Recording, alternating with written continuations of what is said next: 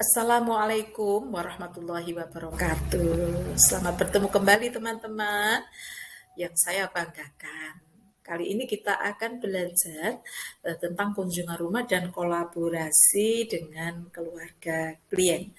Apa itu adalah salah satu teknik pengumpulan dengan cara mengunjungi tempat tinggal klien yang tujuannya untuk memperoleh informasi yang lebih lengkap, akurat tentang permasalahan klien, sehingga bisa menjadi bahan pertimbangan serta memberikan dukungan sesuai dengan kebutuhan untuk menyelesaikan masalah-masalah klien pada masa perinatal.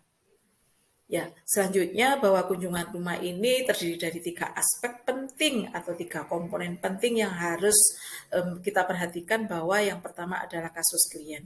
Kasusnya apa? Masalah kejiwaan yang dialami apa?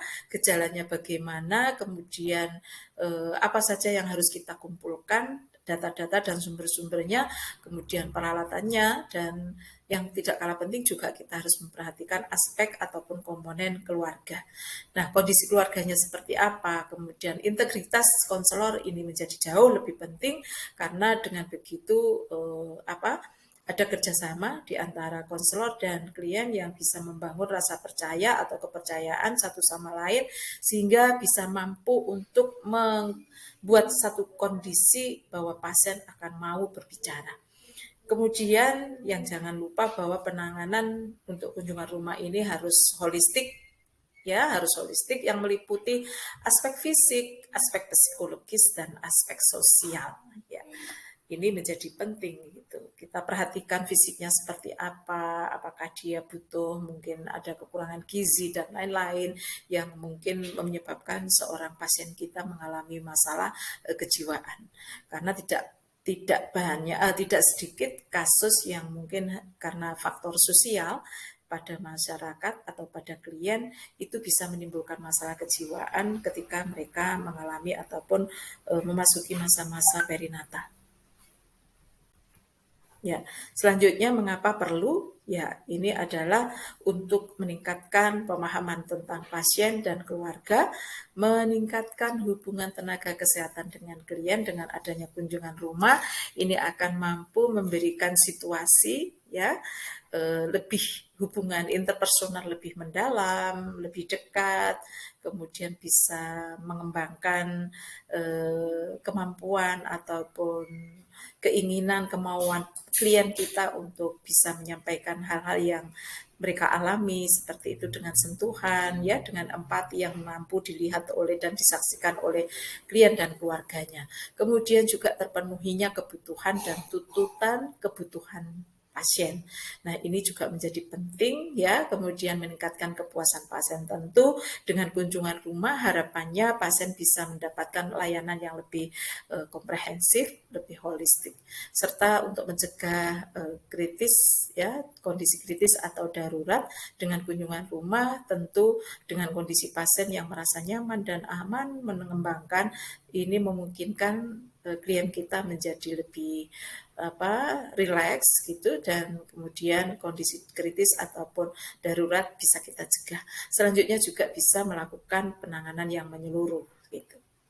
Oke, teman-teman, kita juga harus mempertimbangkan ada beberapa tantangan yang akan kita hadapi ketika melakukan kunjungan rumah. Yang perlu dipertimbangkan adalah waktunya yang pas bagi klien dan bagi kita. Kemudian tenaga, ya, jarak ini juga menjadi penting. Bisa jadi karena mungkin ada faktor geografi, sulitnya akses kita atau jangkauan wilayah. Komunikasi juga menjadi penting, dan perlengkapan yang harus kita bawa apa saja yang memungkinkan kita bisa memberikan asuhan ataupun tindakan yang perlu, ya. Kemudian metodenya apa ketika kita memberikan konseling, mungkin juga butuh pertolongan medis, tapi ini bisa jadi sering mengalami hambatan karena adanya keterbatasan alat ataupun sarana prasarana. Kemudian ini juga memberikan efek ketergantungan. Tantangannya begitu. Biasanya kalau sudah dikunjungi mereka sangat tergantung dan jaga case seperti itu. Nah, tidak jarang pula ada kasus yang menolak untuk dilakukan ataupun ditawarkan untuk kunjungan rumah ini juga bisa jadi ada penolakan. Nah, ini perlu seni bagaimana kita bisa memberikan persuasi kepada klien ataupun keluarganya bahwa kunjungan rumah ini penting bagi klien yang memang sesuai dengan kondisi dan keadaannya. Ya, kapan kita bisa melakukannya? Yaitu pada kondisi emergensi yang sangat penting ya, yang bisa mengganggu ataupun kondisi darurat dan program khusus yang membutuhkan kunjungan rumah dan kunjungan rumah rutin pada kasus-kasus yang mungkin mobilisasinya sangat sulit, terutama mungkin untuk mencapai vaskes. Selanjutnya, teman-teman, untuk tata laksananya perlu ada persiapan ya. Persiapan ini dari perencanaan, kemudian pelaksanaan, evaluasi, tindak lanjut, dan laporan. Masing-masing ini membutuhkan persiapan ya, dan yang tidak kalah penting adalah juga pemantauan ya, sebagai kemudian juga sebagai dasar untuk tindak lanjut penjadwalan untuk kunjungan ulang bagaimana dan kapan, dan mungkin juga dibutuhkan adanya rujukan, kemudian treatment seperti itu, dan yang terakhir adalah penyusunan laporan.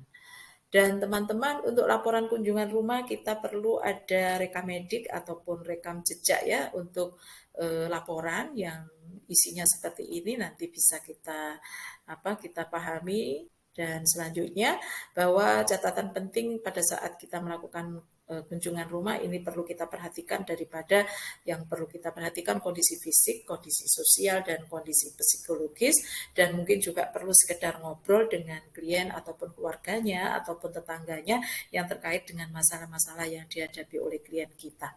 Teman-teman, nanti kita akan praktek ya kunjungan rumah. Nanti ada yang berperan menjadi nakes, keluarga, kader, klien, dan pengamat serta tetangga. Dan nanti dilanjutkan dengan diskusi hasil kunjungan rumah, insight dan tantangan pemahaman baru tentang kunjungan rumah yang harus kita diskusikan bersama untuk mendapatkan hasil dan tindak lanjut bagaimana kita mengembangkan proses pengembangan daripada kunjungan rumah yang akan kita laksanakan. Terima kasih, mohon maaf. Assalamualaikum warahmatullahi wabarakatuh.